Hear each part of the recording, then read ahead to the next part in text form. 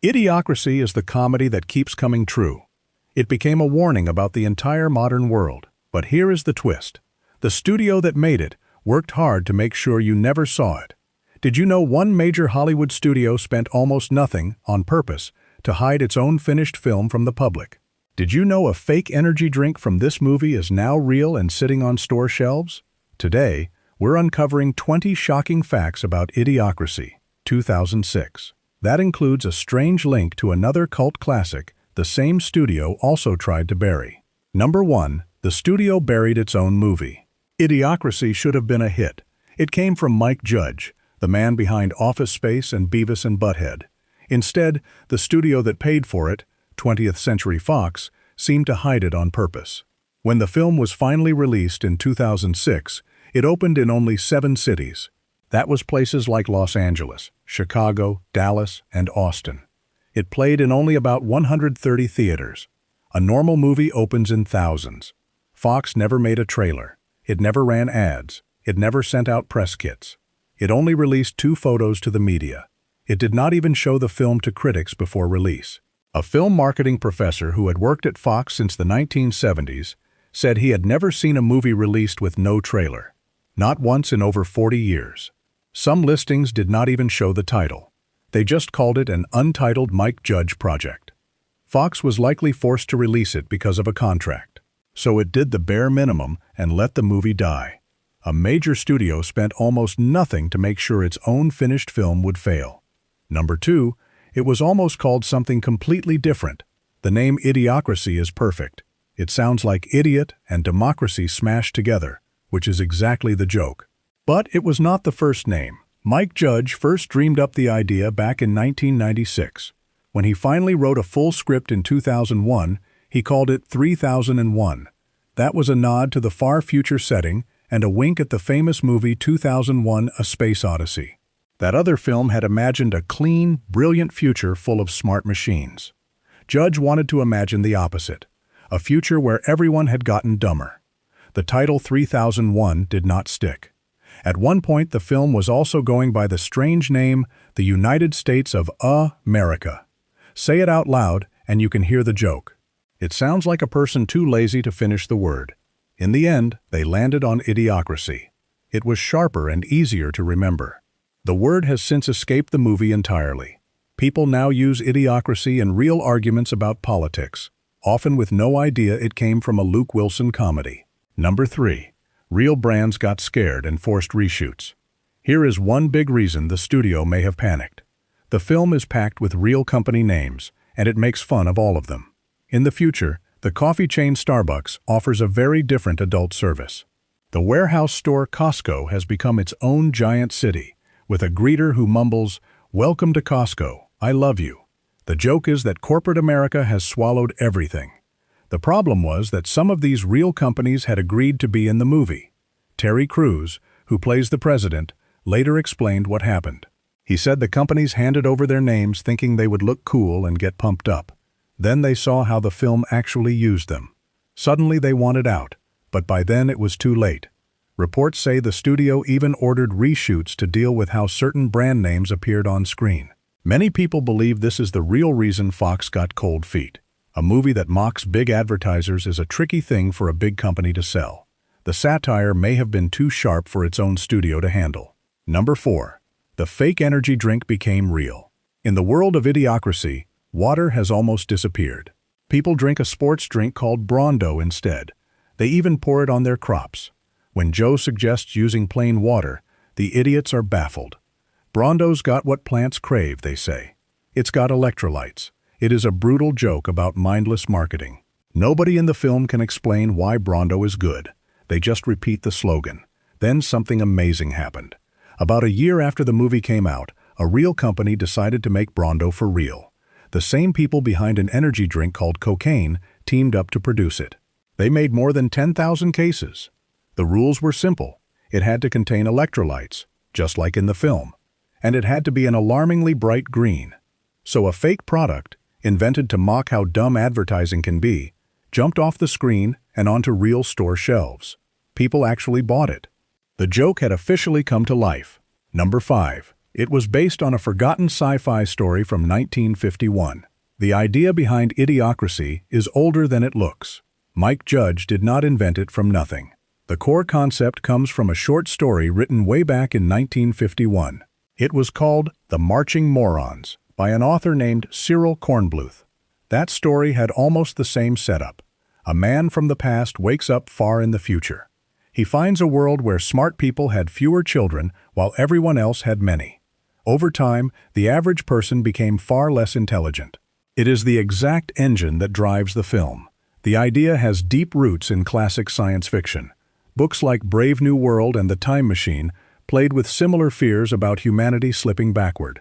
Judge simply took that old, serious warning and made it loud, rude, and funny. He swapped grim doom for fart jokes and monster trucks. The scary part is how well the comedy version stuck. A quiet story from the 1950s became one of the most talked-about warnings of our time. Number 6. It accidentally predicted Crocs. Idiocracy is famous for guessing the future. One of the strangest examples happened completely by accident. The team needed the people of the future to look silly. They wanted goofy clothes and dumb-looking shoes. So the production designer put many of the background actors in a brand of foam shoes. Those shoes were Crocs. At the time, almost nobody wore them. Writer Etan Cohen remembered that they picked the shoes as a joke. Mike Judge looked at them and said, "You would have to be an idiot to wear these." They chose Crocs on purpose to signal a dumber world. Then the movie sat on a shelf for a year. By the time it was finally released, something had changed. Crocs had exploded in popularity. Suddenly, everyone was wearing them in real life. A shoe the filmmakers picked to mock the future had become a genuine trend. The costume joke stopped being a joke. It just became what people were actually putting on their feet. Number 7. The studio buried Mike Judge's last hit too. Here is the part that feels like a pattern. This was not the first time Fox seemed to sink a Mike Judge film. Back in 1999, Judge made a comedy called Office Space. It was a workplace movie about hating your job. The studio barely promoted it, and it flopped in theaters. Only later, on home video, did Office Space explode into a beloved cult classic. Then the exact same thing happened to Idiocracy. Both films came from the same director. Both were released by the same studio. Both were quietly dumped, then rescued by fans years later. The two films are even linked by their actors. Several faces from Office Space show up again in Idiocracy. The actor who played the angry printer basher appears in the future president's cabinet. The actor who played the beaten-down Milton returns as the judge at Joe's trial. It is like a hidden reunion. Twice, this studio failed to see the gold in its hands, and twice, the audience found it anyway. Number 8. Terry Crews fought hard for the president role. Today, Terry Crews is a huge star. Back then, he was still fighting for his big break. His role as President Camacho helped change that, and he had to work for it. Crews has said he did not just walk in and get the part. He auditioned 5 separate times. 5. He wanted it that badly. He later said he told the team something bold. He said, "If you find somebody better, just give it to him." He was that confident. He was right for the job. His version of Camacho is unforgettable. The president is a former professional wrestler and adult film star. He fires machine guns in the air to calm down a screaming crowd. He struts and shouts and owns every scene. That over-the-top energy is exactly why fans remember him. A part that could have been a throwaway joke became iconic. And it happened because one determined actor refused to let it go, walking back into that audition room 5 times until the role was his. Number 9. The idiot president is secretly the hero. Most people remember Camacho as a loud fool, but watch closely and something surprising appears. He might be the smartest choice in the whole government. Yes, he is crude and ridiculous. Yes, he shoots guns indoors. But look at what he actually does. His country is falling apart. The crops are dying. The economy is broken. And instead of pretending he can fix it, Camacho does something wise. He finds the smartest man in the nation and hands him real power. He listens. He gives Joe a chance to solve the crisis. When Joe's plan starts working, the president backs him. Many fans have pointed this out over the years. In a world of total idiots, Camacho is the one leader humble enough to admit he needs help. That is more than many real leaders manage. The joke sneaks up on you. The character written as the ultimate moron turns out to be the only grown-up in the room. Number 10. There is a hidden scene after the credits. Most viewers turn off Idiocracy the moment the credits roll. If you did that, you missed a secret ending. Early in the film, we meet a dangerous pimp named Upgrade. He is Rita's old boss from the past. Rita warns everyone that he will not simply give up on her. She says he will find a way to come after her. At the time, it sounds like a throwaway line. But it pays off in a scene tucked after the credits. We see Upgrade climbing out of his own hibernation pod, the same kind Joe and Rita used. He has followed them 500 years into the future. He fixes his hat and heads off to track Rita down. It was a clear setup for a sequel. That sequel was never made. So this tiny hidden scene is all we ever got. It is one last joke about how greed and foolishness never really die. They just wake up in the future and keep going. Number 11. A real rapper plays the pimp. The pimp in that hidden scene is played by a surprising person. He is not a full-time actor. He is a famous rapper. The role of Upgrade went to Brad Jordan, better known by his stage name Scarface. He was a member of the legendary rap group The Ghetto Boys. That group helped shape Southern hip-hop, and here he was, popping out of a freezer pod in a Mike Judge comedy. It fits the film's playful style. Idiocracy loved to mix real-world names and faces into its strange future. Getting a respected rapper to play a time-traveling pimp is exactly the kind of odd casting the movie enjoyed. Most viewers had no idea they were watching a music legend. They just saw a funny side character with a great name. But hip-hop fans knew the man chasing Rita across 5 centuries was one of rap's most respected voices, having a little fun on the big screen. Number 12. The hero and his executioner are brothers. The star of Idiocracy is Luke Wilson. He plays Joe, the average man who becomes the smartest person alive. Late in the film, Joe is sentenced to die in a brutal monster truck arena. His executioner is a giant, terrifying man named Beef Supreme. Here is the fun secret. The actor playing Beef Supreme is Andrew Wilson, and Andrew Wilson is Luke Wilson's real-life older brother. So the scene where Joe faces certain death at the hands of a monster is really just 2 brothers goofing around on set. The Wilson brothers have appeared together in several films over the years. This is one of their more absurd team-ups. One brother is the gentle everyman hero.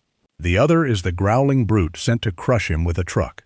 It is a small family joke buried inside a huge action set piece. The showdown that is supposed to feel deadly is actually a couple of siblings having the time of their lives. Number 13. The character names hide clever jokes. Idiocracy hides little jokes right inside its names. Once you know them, you cannot unsee them. Take Joe's dim lawyer, a man named Frito Pendejo. Frito already sounds like junk food, but pendejo is Spanish slang for a fool or a dummy, so his name basically means idiot. Then look at the hero, Joe Bowers.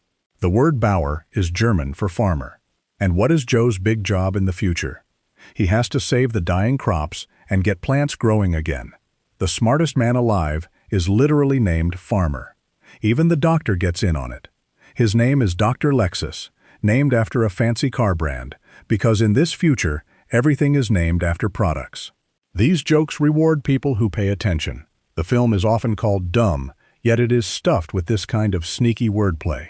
A movie about a world that stopped thinking is quietly full of clever details for viewers who still do. Number 14. The top film in the future is just a butt. Idiocracy shows us the entertainment of the future, and it is gloriously stupid. The most popular show on television is called Ow, My Balls. The entire program is just a man getting hit in the groin over and over. That is the whole show. Crowds love it. But the film goes even further. It shows us which movie won the highest award of the year. In this future, the Academy Award for Best Picture went to a film simply called Ass. And that film is exactly what it sounds like. It is a single rear end, sitting on screen, passing gas. That is the movie that beat everything else. It is a savage joke about where lazy entertainment could lead. Give people only what is loud and easy, and this is what wins the top prize. Somehow, the dumbest possible film became the most honored film in the land. Idiocracy dared to imagine an awards night with no shame left at all. Number 15. The ending quietly warns us it is not over. Idiocracy has a happy ending, but read the fine print. By the end, Joe has fixed the crops and become president. He marries Rita, and they have what the narrator calls the 3 smartest children in the world. It sounds like a clean victory for intelligence.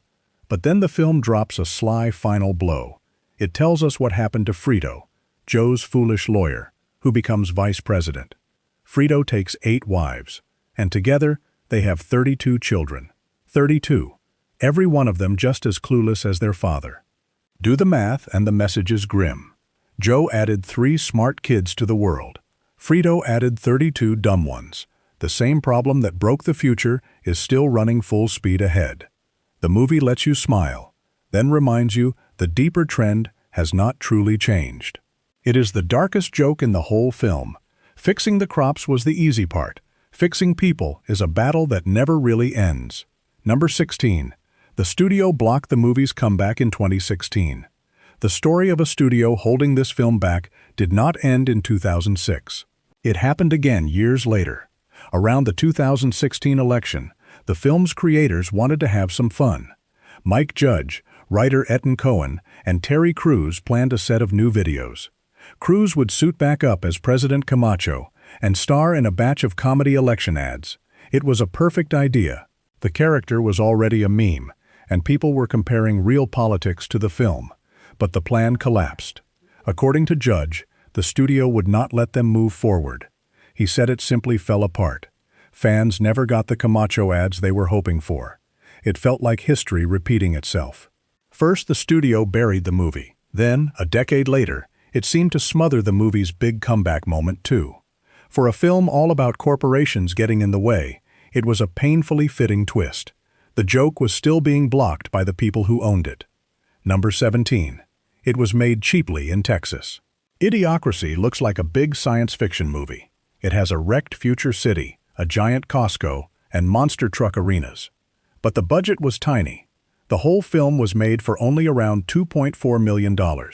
For a movie set 500 years in the future, that is almost nothing. Big studio films often cost 100 times more. To pull it off, Mike Judge shot close to home. Filming took place across Texas, in and around his hometown of Austin. Some scenes used real rundown locations to sell the idea of a rotting world. The special effects were simple and cheap.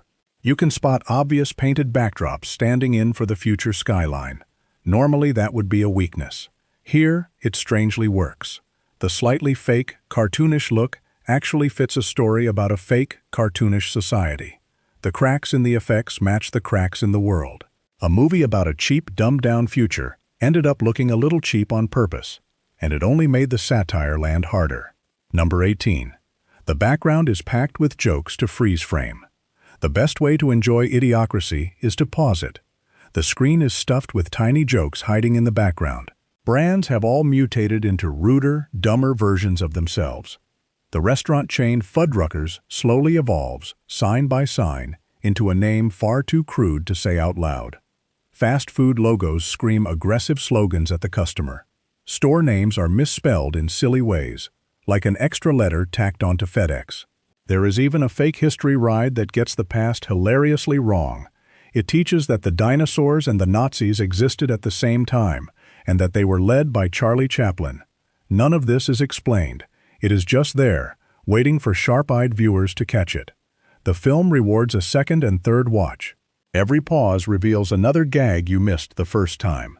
For a movie about a world that stopped reading the fine print, Idiocracy is buried in fine print of its own. The jokes never stop, even in the corners of the frame. Number 19. People started calling it a documentary. Idiocracy came out as a silly comedy about a far-off future. Something strange has happened since. People stopped laughing at how impossible it seemed. Instead, they started pointing at the news and saying the movie was coming true. The film shows leaders who used to be reality show stars. It shows a world glued to screens and drowning in dumb slogans. Over the years, more and more of that started to feel familiar. Even the people who made it were unsettled. Mike Judge admitted it was scary how much of the film had come true. He later joked that real life made his movie look too hopeful.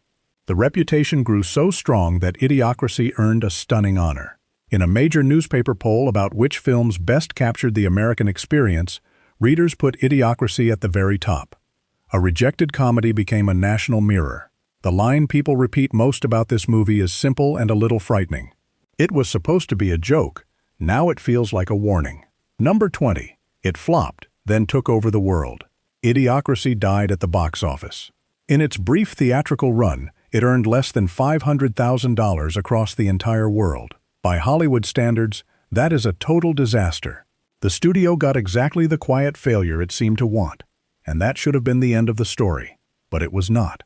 The film found a second life on DVD and streaming. People passed it around and told their friends to watch it. Its lines became jokes online. Its scenes became memes shared by millions. Slowly, a hidden flop transformed into one of the most quoted comedies of its era. Today, Idiocracy is far more famous than many movies that made 100 times its money.